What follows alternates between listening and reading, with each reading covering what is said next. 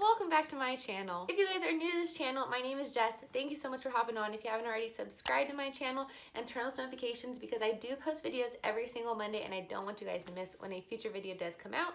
And give this video a thumbs up because it supports me so much, but it also lets me know what you guys like so I can post more videos just like that. Without any further ado, we are gonna hop into today's video. Today's video is gonna be so good because I'm gonna give you guys all the details, the truth, the inside, the things that people do not talk about wedding planning, honeymoon planning, and about long distance relationships, because that is my life right now. There's a lot of other things that are going on, but wedding planning, honeymoon, and distance relationship is a big portion of it. I did recently post a video about my best wedding tips. If you guys are planning a wedding or want to know how to plan a wedding on your own, go ahead and check that out. The link will be in the description and I'll pop it up right here so you guys can see that one. But today is gonna be a little bit more real. And why I say it's going to be a little bit more real is because wedding planning, honeymoon planning, and relationships is usually pretty like light and fluffy and just exciting, and everybody is full of love and happiness. And while we are full of love and happiness, there is also a lot of stress, being overwhelmed, being stressed. Did I already say that? Stressed. It is hard. It's really hard, especially without a wedding planner. I gave you my tips on things that help, but there are just some things that are just difficult, and we're just gonna go over those so hopefully you can avoid them, and so you guys get an honest look and a real look into what goes on behind the scenes when you're planning a wedding and a honeymoon and when you have to do long distance relationship. Let's just get into it. The first thing I want to talk about with honeymoon planning. There are so many options, which is incredible, especially for someone who hasn't traveled out of the country very much and wants to. There's so many places in this world, which is amazing, and they're beautiful, beautiful places. But it can be very overwhelming when trying to pick one single place that you want to go for your honeymoon. So if you weren't confused enough with having the whole world to choose from, we actually narrowed it down. We were like, you know what? We don't want a bustling like Europe trip quite yet. We do want to go to Europe, but maybe at a time where we can plan and do sightseeing. We just want somewhere where we can just relax. So let's go somewhere that's like a beach that we can just chill. So there's tons and tons of islands. We were looking at Jamaica. We were looking at the Maldives. We were looking at Bora Bora, Fiji, anything you could think of. And even after that, we finally narrowed it down to Jamaica because it is a quicker flight from the US, easier to travel, and it's a little bit cheaper, a little bit more cost-friendly, and more in our budget. Even with that in mind, there's a bunch of different resorts and a bunch of different areas on the island, which just gets super duper overwhelming. And so once you find an option, you think, oh, maybe I can get a better deal with this company, or maybe I can get a better deal with this flight, maybe I can get a better deal if I do a package deal. It's just a lot of options, and I am actually a type of person who likes one route, so that gets really overwhelming for me. But I would just encourage you guys to narrow down what you guys are really looking for, what's within your budget, and what is gonna make you happy and not feel like you guys missed out on something. Moving right along to relationships and a little bit of the real struggles with distance relationships, especially when planning a wedding. Communication. Communication takes twice as long when we have this distance and we're trying to plan a wedding, because typically both of us would be in communication with vendors and different people here about what we want and wanting to see at our wedding.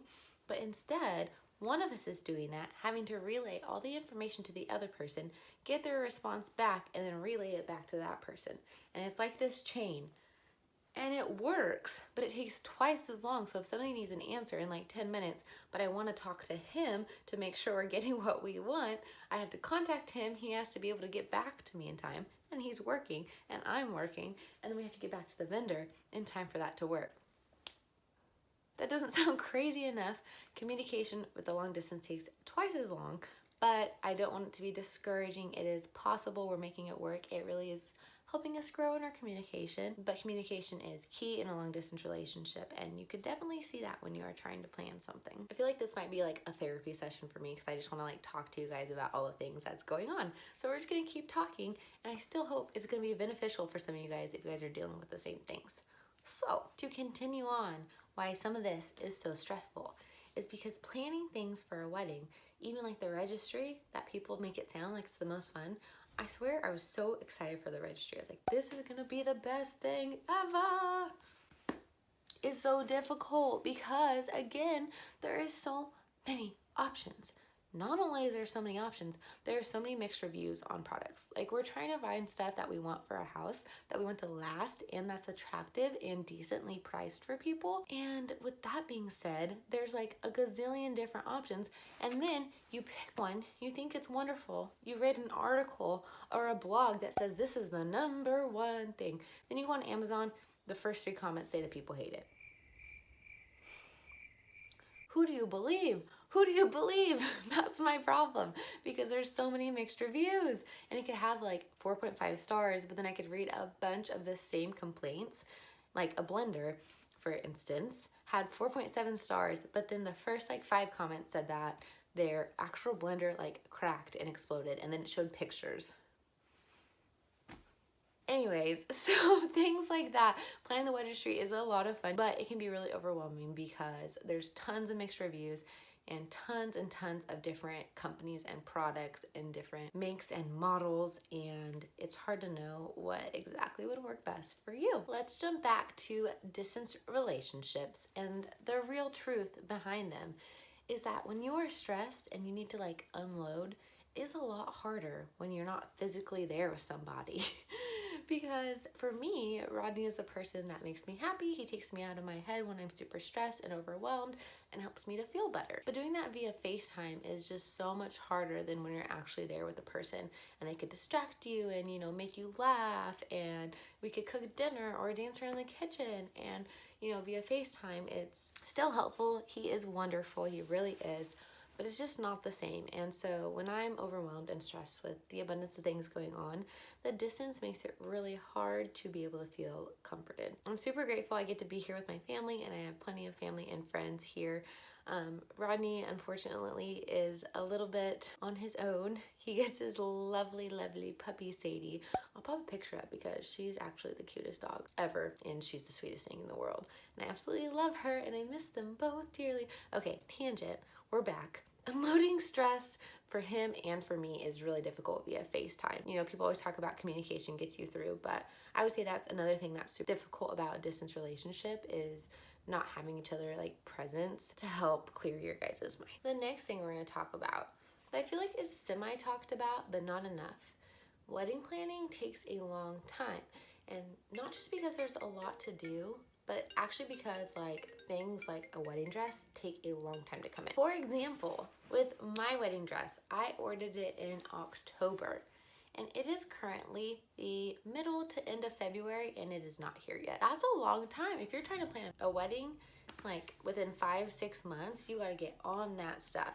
So it's a little bit stressful that you're gonna get behind on stuff even when you're a few months out, because for some reason things just happen really early. Just having to let people, like your vendors, know how many people they're gonna be, what kind of food they want, all of that stuff happens pretty early on, so you have to get on it. For me, at least, it just gets a little bit stressful that I'm getting behind on things, especially because we had a unique situation where we didn't really know when we'd be able to get married for a little while, and we had to move our wedding date. So anyways, it is totally doable. I would just encourage you guys, make a list, get those priorities and those things done early, and that will really help relieve some of your stress. Okay, we're gonna stick on the wedding train because there's a lot of stresses and real things behind weddings that people don't talk about, and that is the guest list and who to invite. And I kind of hit on this in my other video because this is hard and stressful.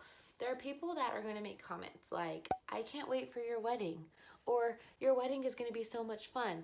Weddings are super expensive, and inviting people sometimes opens like a whole nother pool of people, if you guys know what I mean. So like, you know how you have like those people that are closest to you and you'd invite them, and then you have those people that like you're close to but not super close to.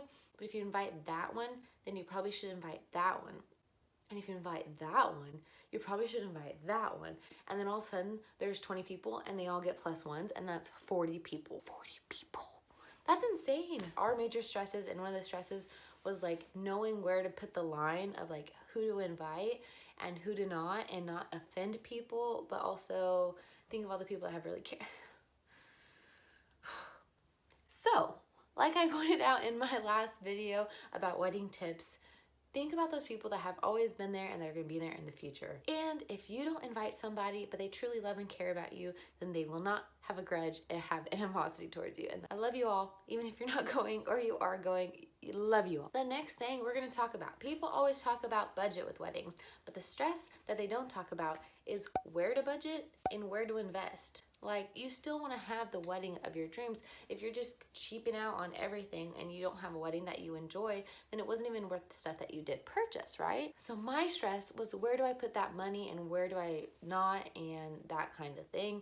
Again, in my last video, I hit on picking 2 big things that you want to put your money into.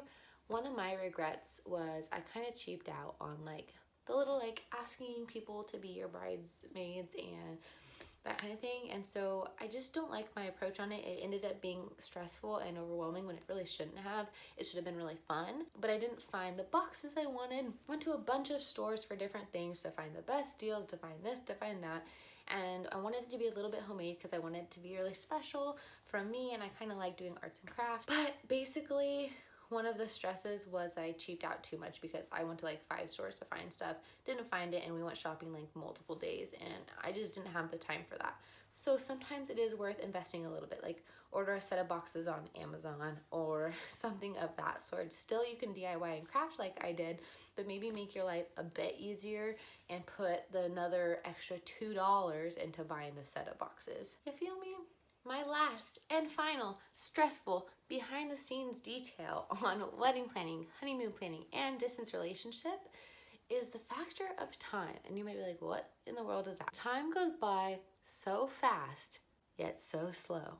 And I say that because I really miss Rodney and I feel like I haven't seen him in forever. But at the same time, we're getting married in 2 months, and I'm kind of freaking out because I feel like it's gonna be here like tomorrow. And I'm not freaking out because I'm not excited. Like, I can't wait for that to come. There's just a lot that still has to be done. When you are engaged, it feels like it's forever away that you get to marry your significant other because you're longing for that. You really want that. But time flies by, and I just encourage you guys to get on your stuff so that way you don't be super stressed out a few months prior or even a month prior, and so you can actually enjoy the process. All right, guys, thank you so much for letting me share. I know that was kind of a rant, and I hope it wasn't too much.